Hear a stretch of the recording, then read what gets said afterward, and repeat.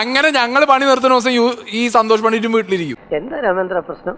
പ്രശ്നം പറഞ്ഞാൽ ഭയങ്കര തമാശ. പറയുന്നു സന്തോഷ് പണ്ഡിറ്റ് ബാക്കിയുള്ളവരുടെ ദൈവമേ ഇതെവിടെ എത്തിയ എന്റെ ആറ്റുകാൽ ഭാസ്കര. അങ്ങനെ ഒരു ദൈവം ഇല്ല. ഇത്തരം സന്ദർഭങ്ങളിൽ ഇല്ലാത്ത ദൈവത്തെ വരെ വിളിച്ചു പോകും. സന്തോഷ് പണ്ഡിറ്റ് എന്ന് പറഞ്ഞ വ്യക്തി സ്വന്തം ചാനലിൽ ഇരുന്ന് വീഡിയോ ഇടുന്നു. അങ്ങേക്കുള്ള കോർ ഓഡിയൻസ് ഒരു 1 ലക്ഷം മാത്രമാണ്. 10 ലക്ഷം പോലത്തെ മൂന്നാംകിട ചാനലിനേക്കാൾ സബ്സ്ക്രൈബേഴ്സ് എനിക്കുണ്ട്. ഈ കിടക്കണത് ആരാണെന്ന മോലാളുടെ വിചാരം? ലക്ഷപ്രഭുവാണ്, ലക്ഷപ്രഭു. പറയാൻ പറ്റൂ? എവിടെ ഇതൊരു നടക്കി പോണ ലക്ഷണില്ല. ഞാൻ ഇവന്റെ 2 വാങ്ങിച്ചിട്ടേ പോവുള്ളൂ. സ്വന്തമായി ചാരിറ്റി ചെയ്ത്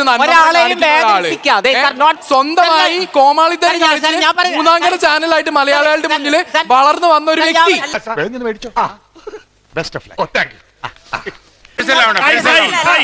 ഇവരെ പോലത്തെ മൂന്നാംകിട ചാനലിന് മറ്റുള്ളവർ വേണം.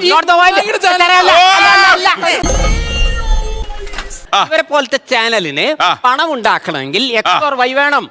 അവന്റെ മോശവും അല്ലെങ്കിൽ അവന്റെ കോമാളിത്തരും അവളുടെ അഡൽട്ടും കാണിച്ച് അടിച്ചു മാറ്റിയിട്ടാണ് ഇവർ ചെയ്യുന്നത്. നീ ചായ അടിച്ചാ മതി, നീ എന്നെ അടിക്കാൻ നിൽക്കണ്ട. ഓക്കെ, സന്തോഷ് പണ്ഡിറ്റ് പൈസ ഉണ്ടാക്കാൻ ഇതേപോലത്തെ മറ്റവൻ വേണ്ട. കൊല്ലക്കടയിലാണ് സൂചിരിപ്പന.